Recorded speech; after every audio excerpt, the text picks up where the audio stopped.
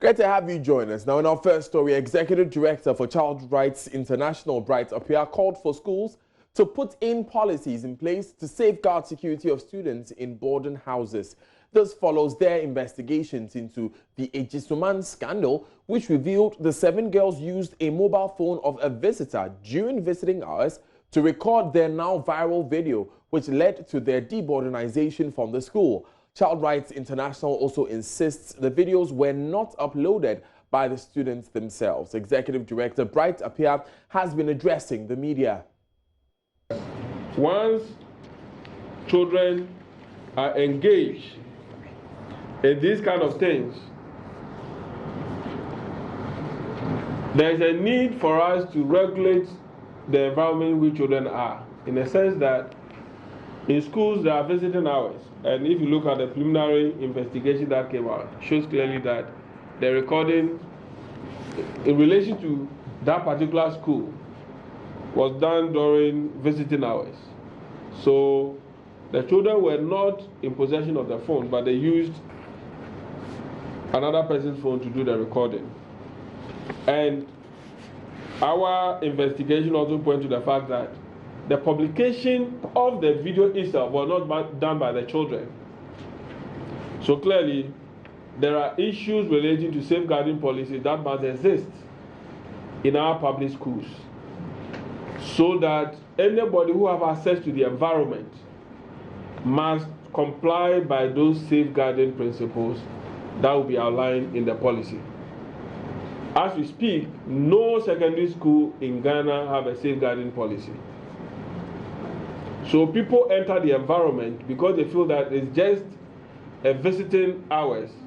They tend to do whatever they want to do. And even students see visiting hours as a freedom day where they can do all kinds of things. So within the limited space, they try to do all the things that they will do within 3 years.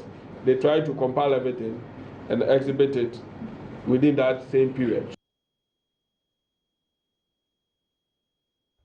The NGO has also condemned the mode of the punitive actions taken against these girls.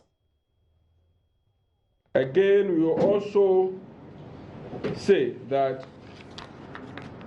when issues of this nature happen, there's a way and manner that we need to handle it. Therefore, parading the student in the presence of other students as a way of providing discipline or punishment to them, we would also condemn that act. Where school authorities paraded a student in front of other students.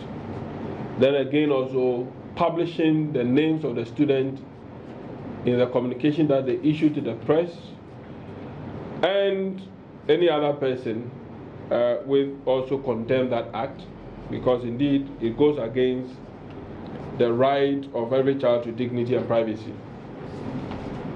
Even within our juvenile justice system, when children commit offense, even if it is murder, the law requires that the privacy and dignity of these children must be kept. It should not be exposed to anyone. Even the court, when they are sitting and they are discussing issues relating to children, the law do not require that their privacy and dignity must be exposed, or we should not carry out an activity that would degrade their fundamental human rights. So these, in certain terms.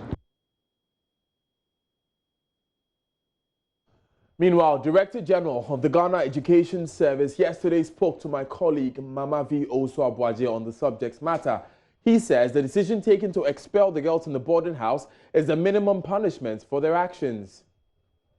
The school has rules and regulations. GES has rules and regulations binding both students and teaching and non-teaching staff.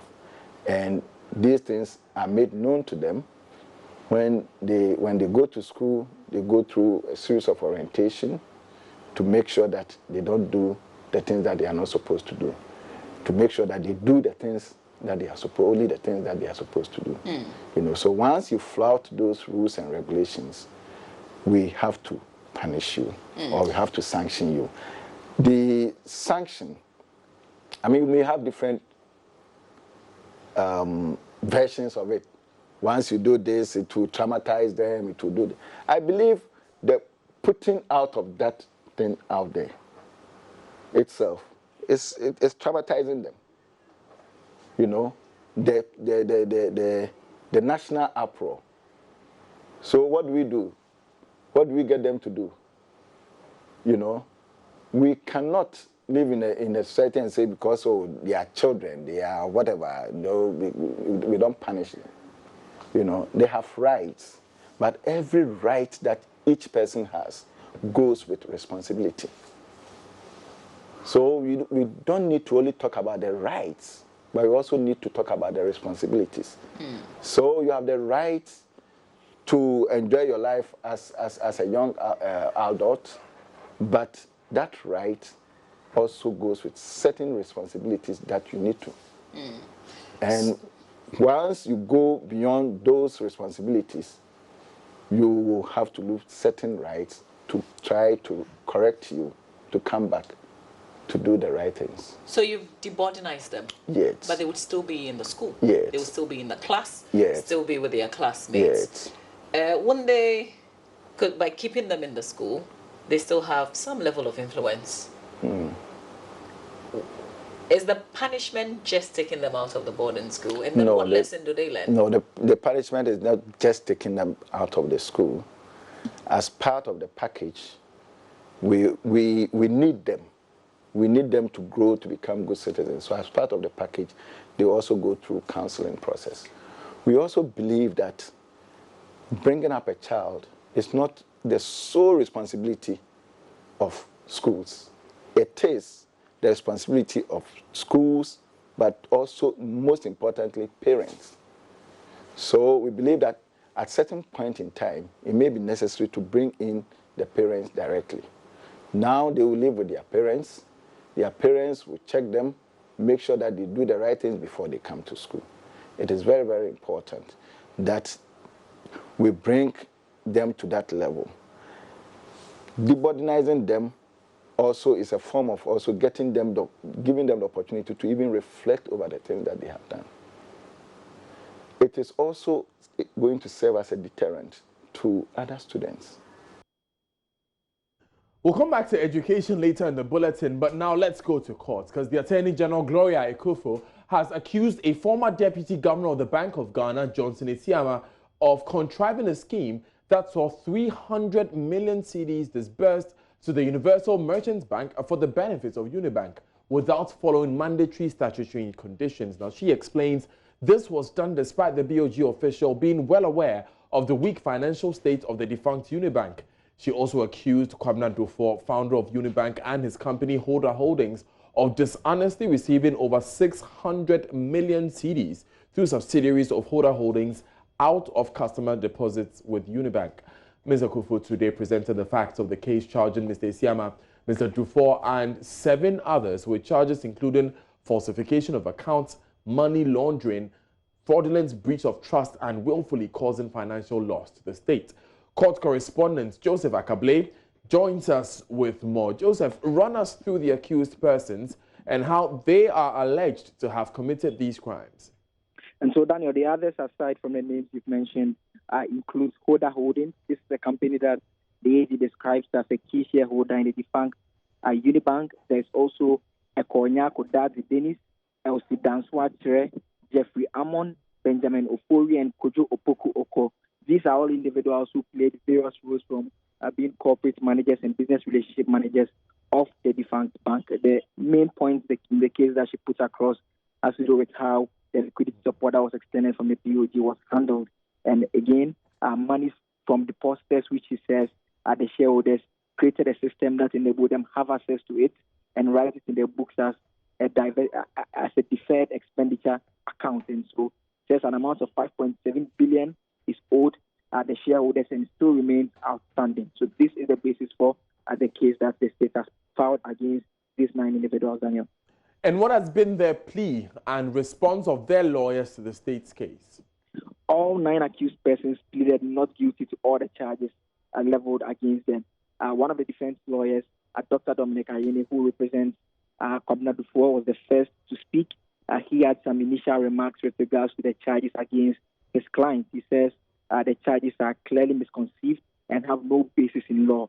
He says it fails to appreciate the understanding and nature of the relationship between a depositor and a bank. He says that relationship is not a trust relationship such that once you give your money to a bank and the bank misuses the money, it doesn't cause a crime. So it rather results in a breach of contract that should end up in a civil action being undertaken. He has also been responding to the concerns about how the liquidity support was handled, and he argues that he likens it to a doctor who is trying to save a dying patient and accuses the Attorney General of criminalizing the BOG for doing its job of saving ailing banks, as was done in this particular case. And so he's urging the court to perhaps dismiss the case if it's minded to do so, even though those are just his initial remarks, which is raising for the attention of the court. Daniel.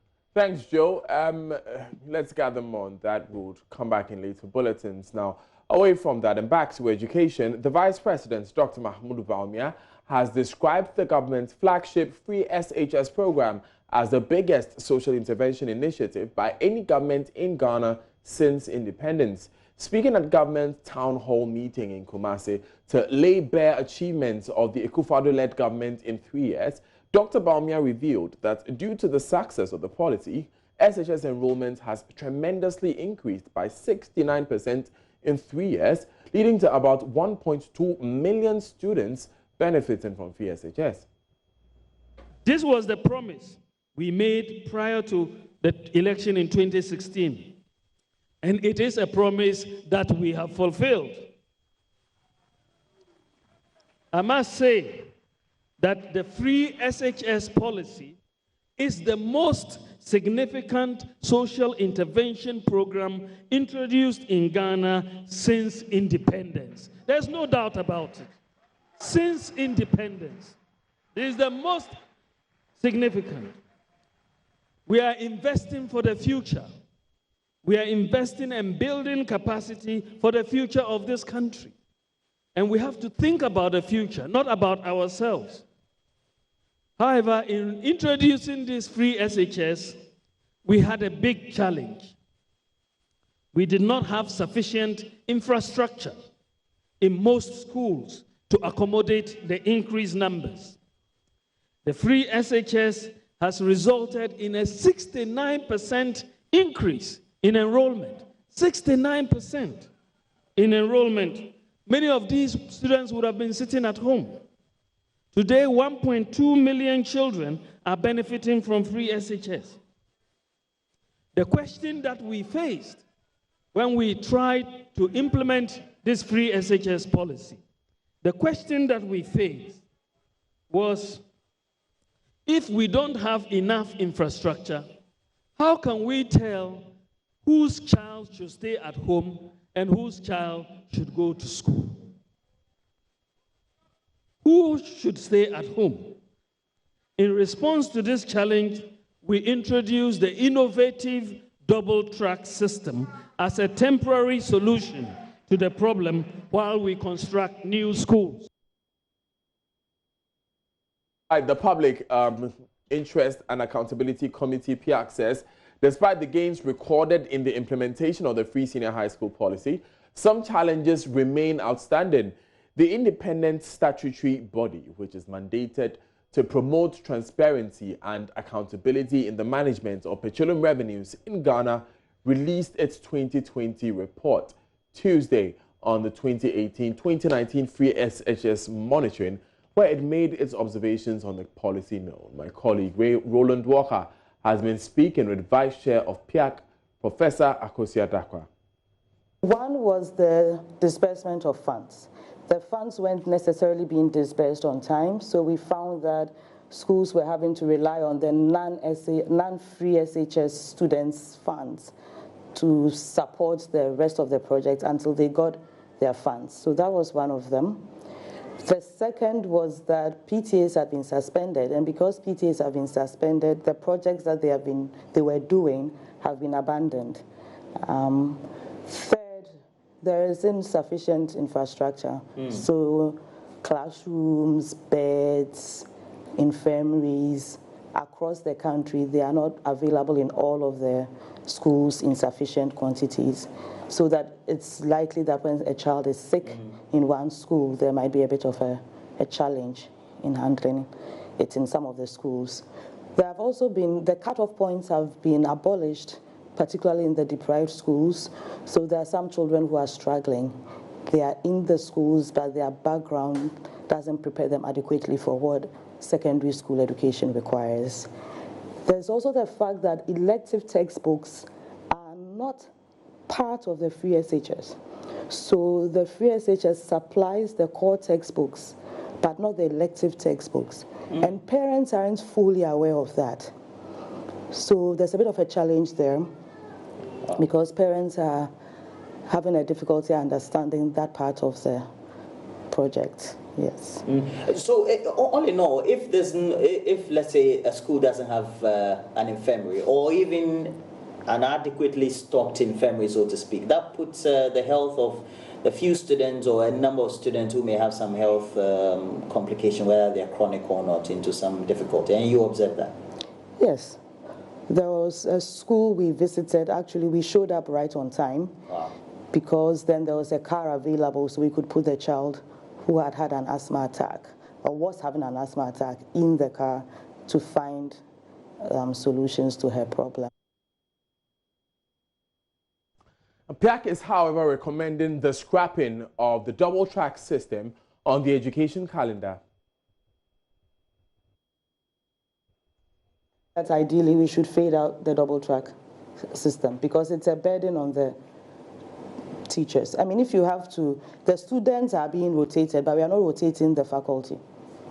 So, for example, it's not as if when we are in the gold track, we have one set of teachers, and then we replace the teachers when we replace the students. The teachers and the staff, the non-teaching staff, are pretty much running the system.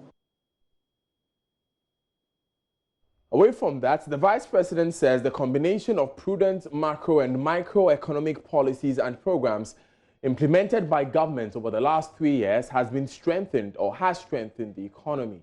Dr. Baumia said the change in the country's fortunes has been acknowledged by the international bodies. He was addressing participants at the ongoing government town hall and results fair in Kumasi.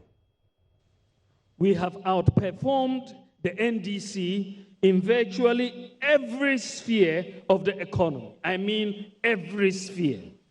We have appropriately combined economic theory as taught in our textbooks with the collective experience of the economic management team and cabinet under the leadership of the President, Nana Addo Dankwa Akufo-Addo, in the management of the economy. Can you imagine, ladies and gentlemen, can you imagine an engineer, a doctor, a lawyer, or an accountant who, after qualifying, decides not to use what they learned in school? Say, forget about everything you learned in the textbooks when you are actually practicing. Can you imagine that? Unfortunately, if you don't take your time and read and understand your textbooks in a subject like economics, you will end up mismanaging the economy with a confirmed economic management techniques. I have no doubt that the NDC will come out and challenge what I have said here today.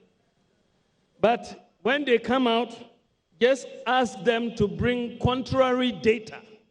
They shouldn't just talk. They should come with contrary data.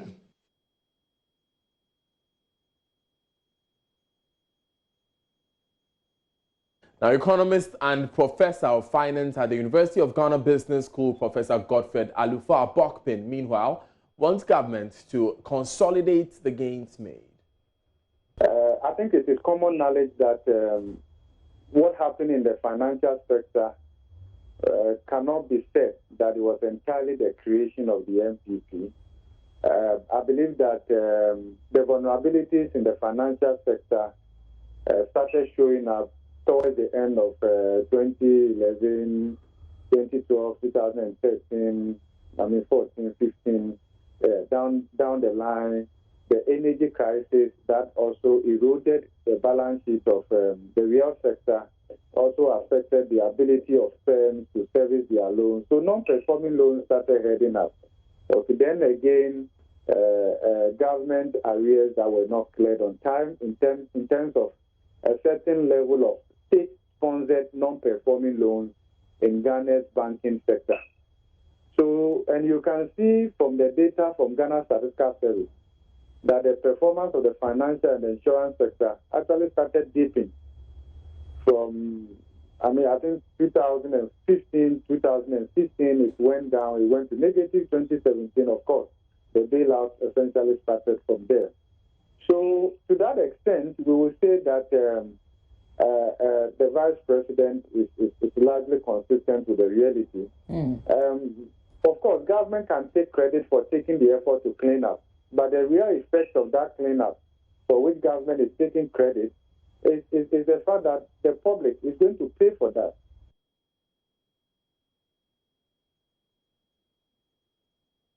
Let's go on the phone lines quickly and speak to Joseph Opoku-Gakpo on this. Gakpo, you're in Parliament. I understand there's a boycott. Well, a planned one. There's been a meeting of the Minority Caucus this morning, just before sitting actually came off.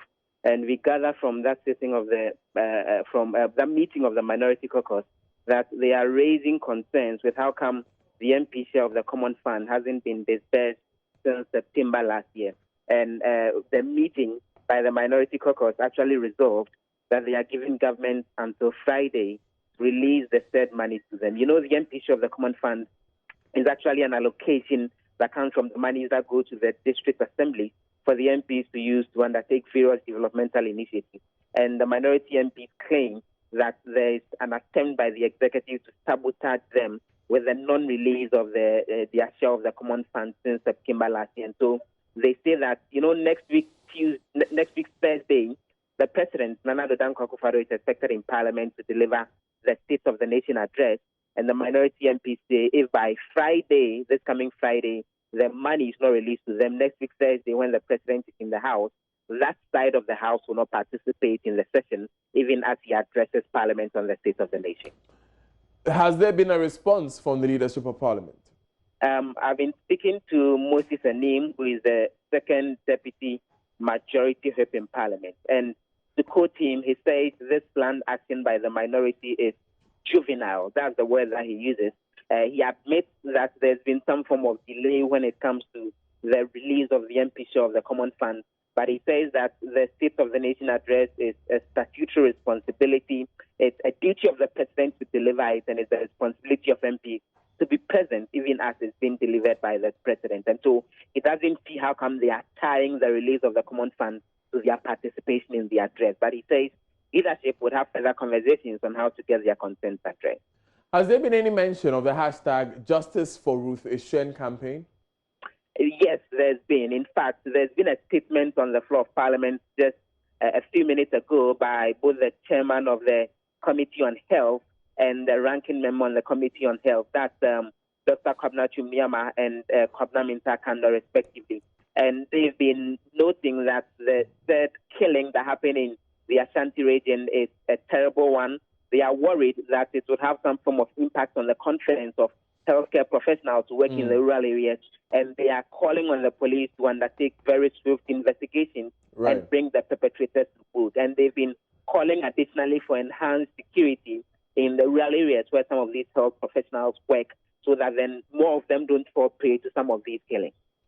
Thank you very much, Joseph Opoku-Gakpo, for joining us with those updates. Speaking of campaigns, the Joy Clean Ghana campaign continues to unravel more terrible conditions under which food is sold to the general public.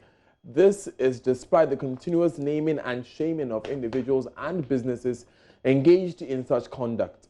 The latest expose involves a kitchen at Choko Chemuena, where a local snack made of boiled corn and peanuts wrapped in corn husk is prepared. It's the kind of story that will make you think twice about the source of food you buy from the streets. Few meters away, we hear loud screams of children. We found a wooden structure. The school has been partitioned into 7 classrooms. Here, over 100 students were housed from kindergarten to junior high school. A teacher took us on a tour of the school named The Savior. Up to JHS. Up to JHS? Yeah. So, class 1 to pieces. Where is 1 to pieces? 1. It is 1. No, I want to see class 1. Where is class 1? The back. Class 1, class 2, and 3. 2 and 3. 2 and 3 is together. So you have 2 and 3 together. And how many in a class? 21. Class what and what? Class 2 and 3. The noise in the building was deafening, leaving Inspector Asitanga wondering how the teachers and students cope. Fan, no nothing. Ventilation, very difficult. Look at how the place is warm. Is it hot or not? It is hot. Huh? Hot. And you put this, you pack this kit here. Look at they have their own fan. Where is it? So this one. This is their fan. So they are packed here, and this is their blackboard. Look at the lighting here. See how it's very dark. Yes. Have you seen how it's dark? So hello. Quiet. You see how the place is dark? You are indirectly, visually causing harm to their eyes, their visibility. Are you aware? Because their eyes are not yet strong. To be forced to read the blackboard, looking at the dark nature of the classroom. Is it not true? And then there is no ventilation, the place is hot, and they are crowded here. If we take action against you people to close the school until you improve on it and you continue your educational issue here, are we wrong? When we entered the kindergarten, we found their teacher sweating profusely. The temperature was not conducive for learning.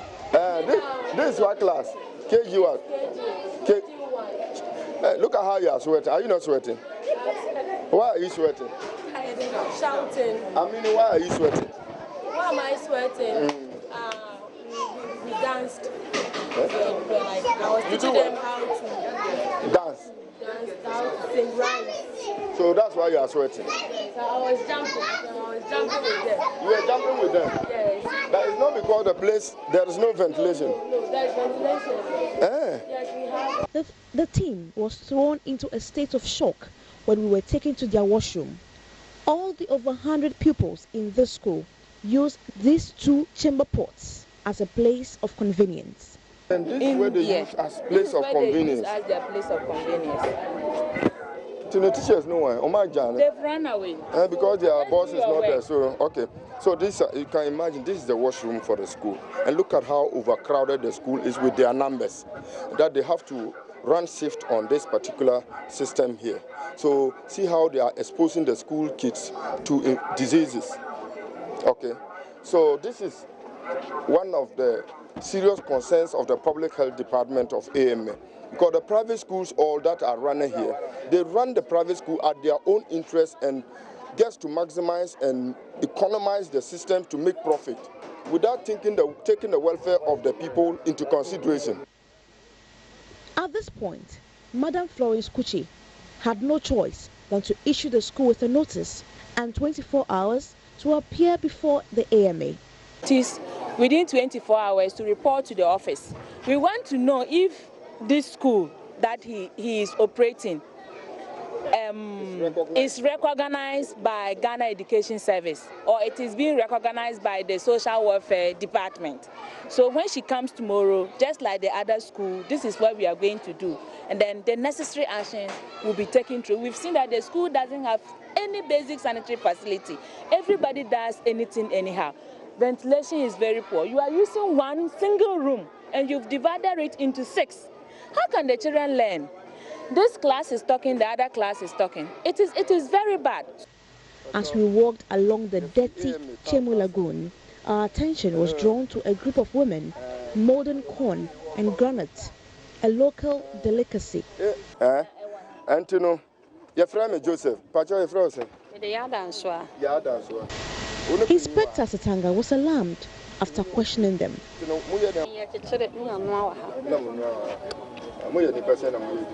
Pacho, yes, 7. Okay. Say, when much na no aha. no girls ne bi bejije na omodiachi to the musho baby amoti na moye sa aduane we aye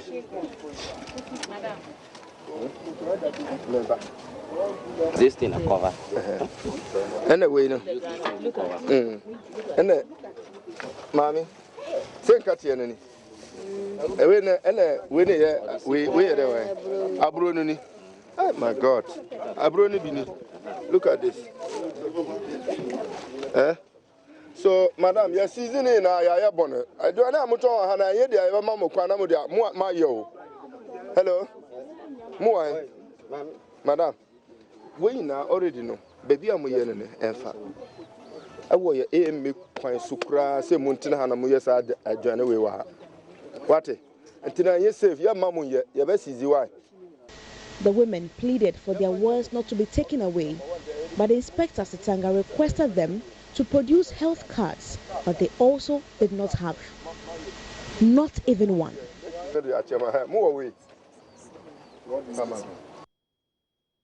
Still live on JoyNews today. Coming up in business, ECOWAS sets up committee to investigate Nigeria border closure. There's more right after this.